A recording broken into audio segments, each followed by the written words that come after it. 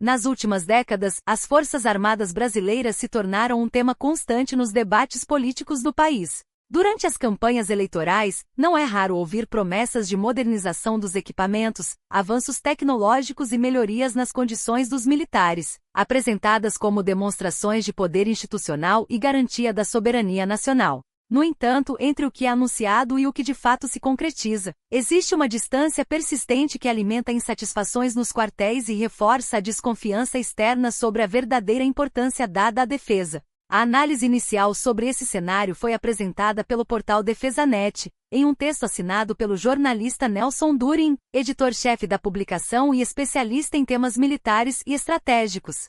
O conteúdo reflete uma avaliação crítica e prolongada sobre como o Estado brasileiro tem lidado com suas forças armadas ao longo dos anos. Esse padrão não se restringe a um único governo. Pelo contrário, ele se repete independentemente da orientação política, revelando um problema mais profundo: a falta de uma política de defesa tratada como um projeto de Estado, e não como um recurso retórico para angariar votos. Durante o governo de Jair Bolsonaro, o discurso de fortalecimento militar ganhou destaque. Como capitão reformado do Exército, Bolsonaro cultivou uma relação próxima com os militares, prometendo investimentos significativos, reajustes salariais e aceleração de programas considerados essenciais para a soberania nacional. Na prática, porém, o orçamento da defesa continuou limitado pelas restrições fiscais crônicas do país. A maior parte dos recursos foi direcionada para despesas obrigatórias, como salários, pensões e custos administrativos, enquanto os investimentos estruturantes sofreram cortes sucessivos.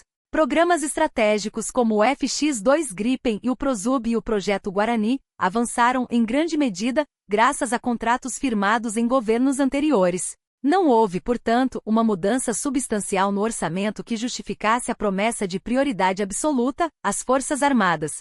Embora tenha havido continuidade, não ocorreu o salto qualitativo anunciado nos discursos. A retórica de fortalecimento esbarrou na realidade fiscal e na ausência de metas de longo prazo protegidas das disputas políticas imediatas. No atual governo de Luiz Inácio Lula da Silva, o tom do discurso mudou, mas o padrão se manteve. Agora fala-se em reconstrução institucional, reequilíbrio entre civis e militares e retomada da indústria de defesa como pilar do desenvolvimento nacional. Ao mesmo tempo, surgem promessas de novos investimentos condicionados à estabilidade política e à reorganização das contas públicas. No entanto, nos últimos meses, observa-se uma lentidão evidente na tomada de decisões sobre grandes aquisições militares. Processos são adiados, estudos se acumulam e a cautela fiscal volta a dominar a narrativa oficial. A promessa de investimentos futuros, muitas vezes associada a um possível segundo mandato, reforça a impressão de que o reaparelhamento das Forças Armadas continua atrelado ao calendário eleitoral, e não a um planejamento estratégico de longo prazo. Dessa forma, o debate sobre defesa acaba subordinado à lógica política imediata, repetindo um ciclo já conhecido pelos militares.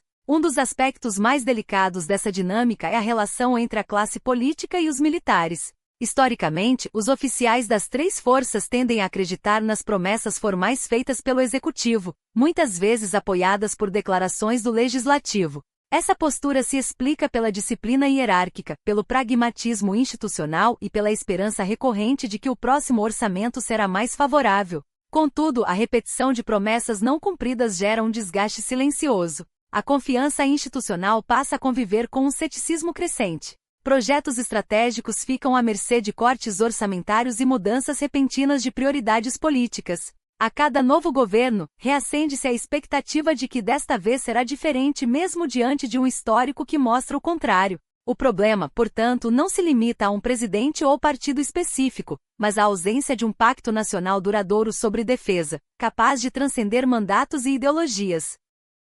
Enquanto a defesa nacional continuar sendo tratada como uma promessa de campanha, seja sob um discurso conservador de fortalecimento militar, seja sob uma narrativa progressista de reconstrução institucional, o ciclo de frustração tende a se perpetuar. O Brasil possui ambições estratégicas claras: proteger seu vasto território, a Amazônia, o litoral extenso e infraestruturas críticas. No entanto, ambição sem planejamento orçamentário consistente não passa de retórica política. Para que haja maturidade institucional, seria necessário, no mínimo, um planejamento de longo prazo com metas claras e obrigatórias, um percentual mínimo e estável do PIB destinado à defesa, proteção dos programas estratégicos contra cortes abruptos, transparência efetiva sobre prazos, custos e cronogramas. Sem esses elementos, os militares continuarão ouvindo promessas, enquanto os políticos seguirão usando o reaparelhamento das Forças Armadas como um símbolo eleitoral.